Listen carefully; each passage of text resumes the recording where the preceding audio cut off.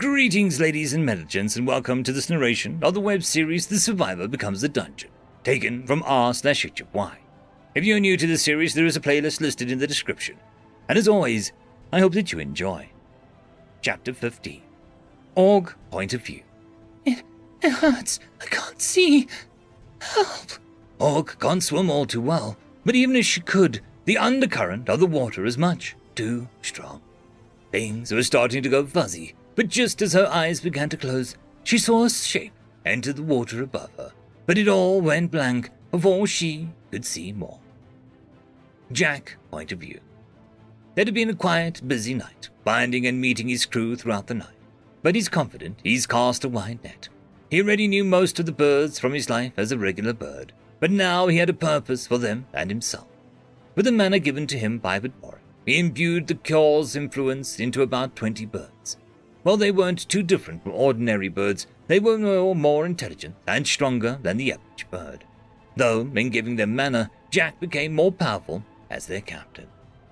From what he observed from the kills his crew managed to score, the individuals got a portion of the vital mana from the kill. From there, he gets a share of the energy, and the rest gets sent to Vidmore.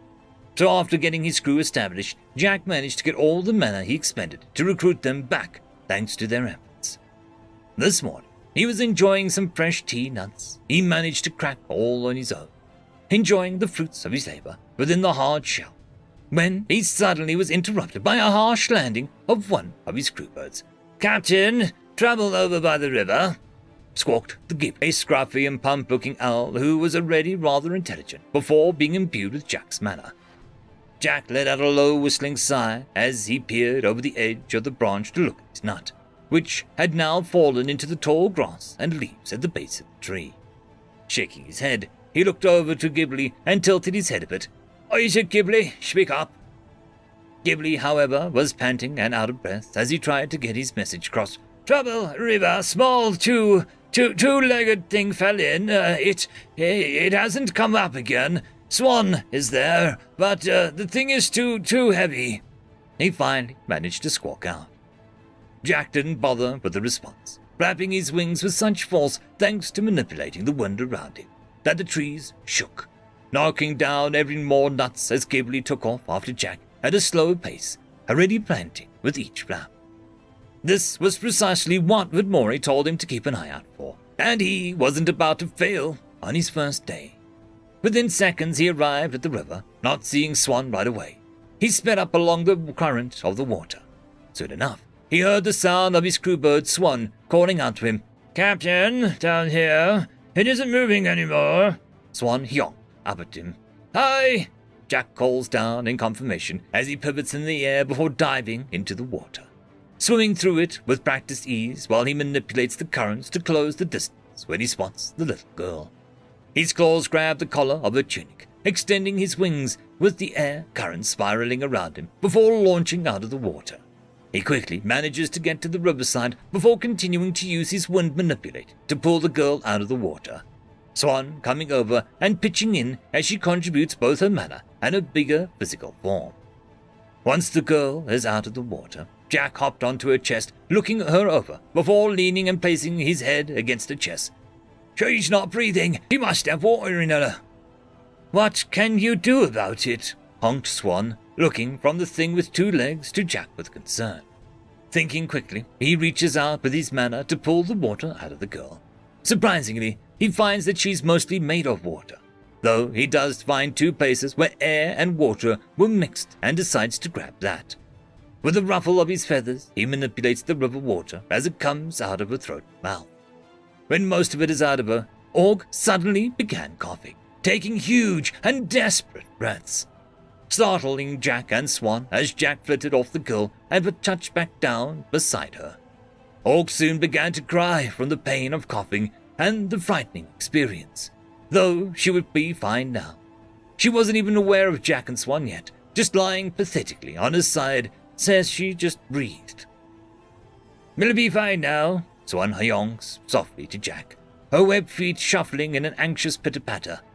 "Yeah, I should be fine now," Jack replied, watching the girl before looking at Swan. "Well, you can go now. Good work, Swan." "Thank you, Captain. See you later," she honked cheerfully enough before flapping her wings and flying back to upriver. Turning his focus back on the girl, he tweets and whistles at her to get her attention. "Hey, girlie, how are you doing? Are you hurt anywhere?" Org, for her part, managed to steady her breathing, but she was still whimpering with distress when Jack spoke to her. She looked around for a source of the voice, but when she didn't see a person, she only looked more confused and distressed. "Down here, Jack the Sparrow at your service," he said with a cheery whistle, lowering his head to the girl with the wing to his chest and another wing outstretched. Standing upright again with a flutter of his wings, he continues to speak. "Took a little spill and a drink there. Are you okay?"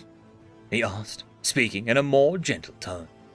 Org was genuinely spooked when she saw Jack talking to her, but calmed down more now that she was sufficiently distracted from the trauma that she just went through. Thinking about what he said, she nods, feeling pretty okay now. She was shivering considerably, though, while she got to her feet. "Poor thing, let's get you dry," Jack offers, picking up on the fact that she is cold as he uses a combination of water and wind magic to pull the excess from her clothes and hair before blow-drying her. Org was surprised and almost enthusiastic as magic rippled around her, letting out a cheerful giggle. Thank you, buddy, she says in an incredibly soft and gentle voice. Jack flutters his wings happily before hopping up onto her shoulder. "You're welcome, kiddo. But my name is Jack. I'm sure you'll hear a lot about me going forward," he enthused charmingly with a whistle. She smiled warmly at the bird before speaking again. Jackie. Jack let out a low whistling sigh before smiling. "Fine, you can call me Jackie. Let's get you home," he said as he flapped his wings and began guiding her while reaching out to W.R.E. End of chapter. I would quickly like to thank the T5 channel members and Patreons. Casper Arnholtz, Cam Maxwell, Barky, Lord Azrekahl, It's Difficult to Pronounce, Dragzoon W.R.E, Holly's Sister, Arcadian. Thank you very much.